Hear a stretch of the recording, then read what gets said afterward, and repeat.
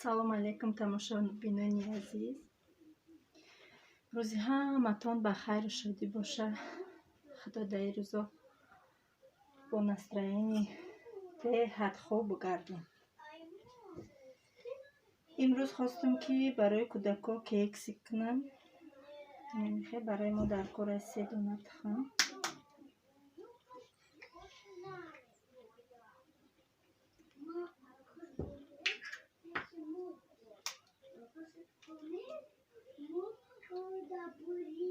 سه دانه تخم نمیخه مای زردیش جدا میکنه.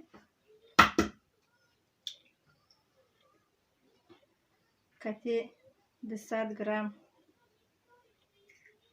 شکر با میکسر لط میزنیم.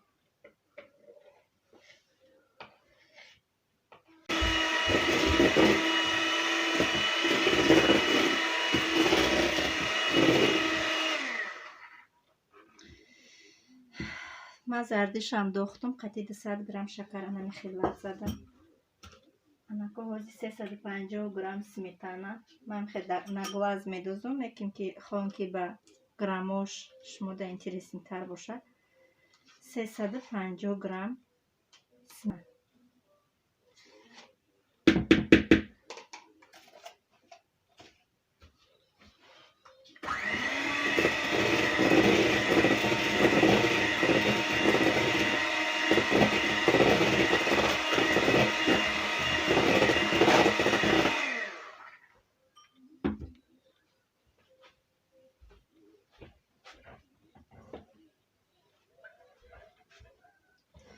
Двести 50 грамм сливочное масло,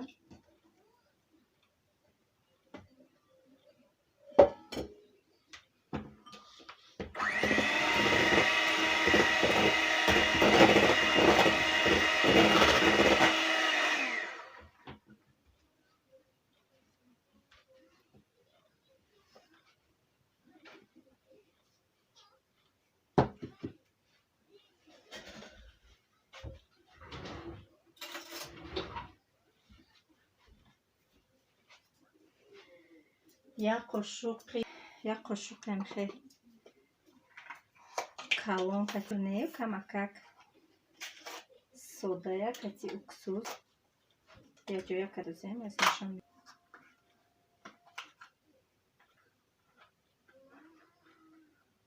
نمیقه сода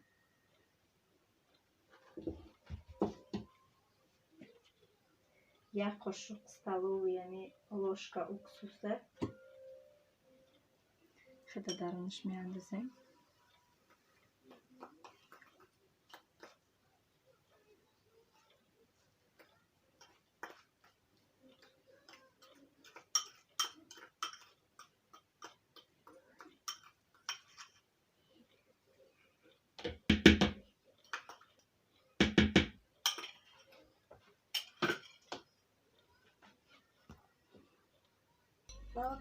Подожди.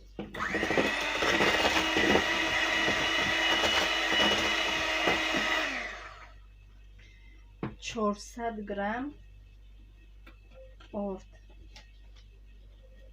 майсита гузарондум.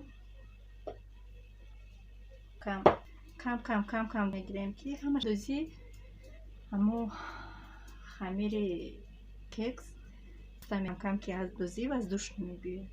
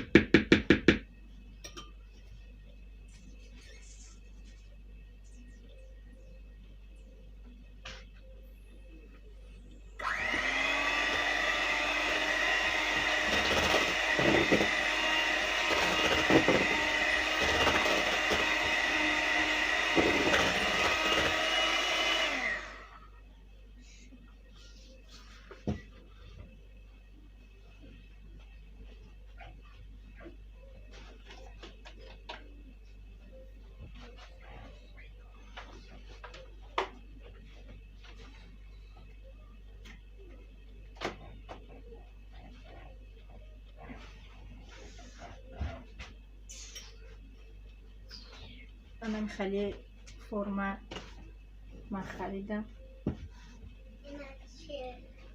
шавҳар ма гуфтам овард, рафтем дикасари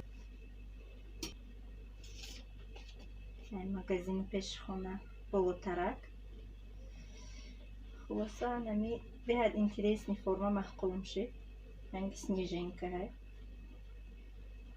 якам бурай ма кадистам ростига да ҳами хали формаҳо.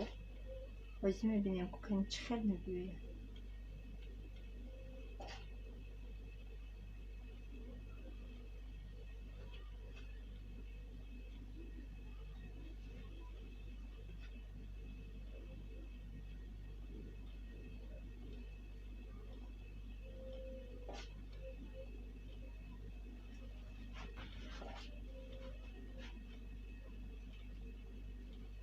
Чаба кна.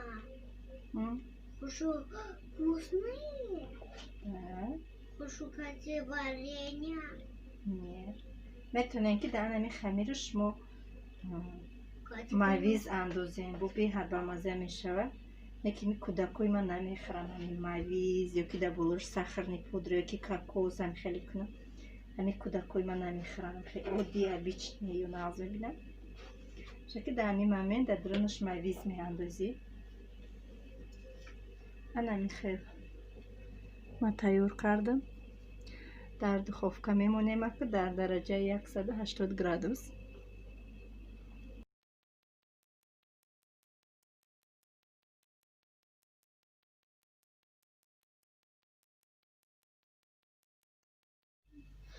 духтарои ҷама кексома дар духовка мондама хамири вай гирифтагӣ будам пельмен тина кардам. ман ягон формаи хеле надорам, ба даст мекунам. ина ман тина кардам, обични кругли мепечонам. ёзакои ман хушрӯ шудиянд, дилам намешавад бихӯрам. шона шавҳарам омад, хомшӯрбо кардагӣ будам, барои ҳамон хомшӯрбо камтарша чинда будама. тамом. ҳамиха мебинӣ дилат ҳуй мешавад. рости дар инҷа гашинондагим ро бромадестиян кам кам. худам нағз мебинам чиқа ҳами агарота,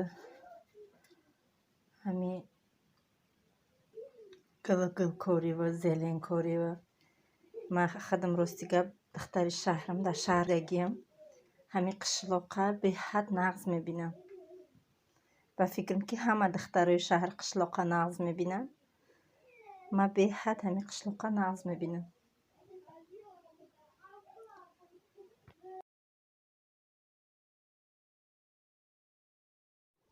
то зуволаи пельмен ман тина кардам ки ина кексомам тайёр шуд. беҳад хушрӯ омада.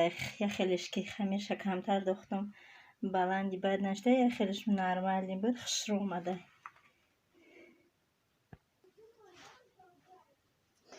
инамиха беҳад хушрӯ омада. ростига ман ҳоли штатив надорам ки мақсад хушрӯ монда, наҷмонда хушрӯ камера кунам. инамиха воймак омада. якум бор пухтам, уже кӯдаком хӯрдан шашташа. ана дуюм бор шуд, сеюм бораша мондам.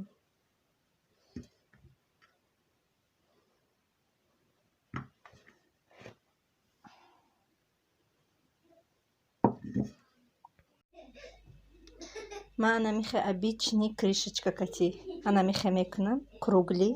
ҳами круглиш беҳад хушрӯ мебиёяд, ранги магазинӣ мебиёяд. анака баъд мепечонам шона. ина ман пельменома печондам духтаро. анамиха хушрӯ мебиёяд, ранги магазинӣ. круглиш ҳамиха беҳад хушрӯ мебиёяд. кругли кунем. чихеле ки ман дар ҳамон формаш маҳқул нестай. формае ки тайёр дар магазин мефурӯшанд мекунем, ҳам хеле маҳқул нестай. ман ҳами хеле мекунам фақат. ина духтаро шӯрбои пельмени маям тайёр шид. ҳамиха обични картошка, пиёз, сабзиямаша кубик кубик реза када, бирён када об меандозем. пельменомона меандозем.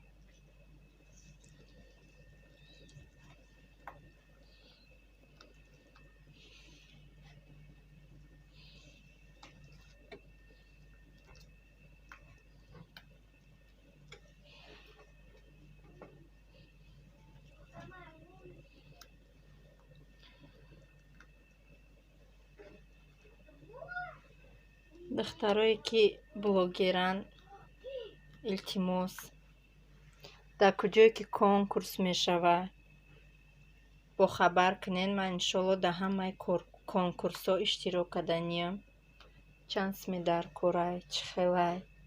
Ман дар ҳамаша правилоша фаҳмонен. Ман дар ҳамаи конкурсотон иштирок мекунам, ки конкурс карданӣ бошен. Агар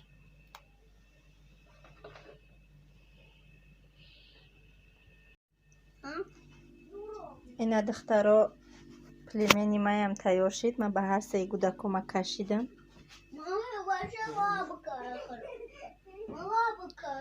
дар ҳаминҷа блоги имрӯзаро ба охир мерасонам.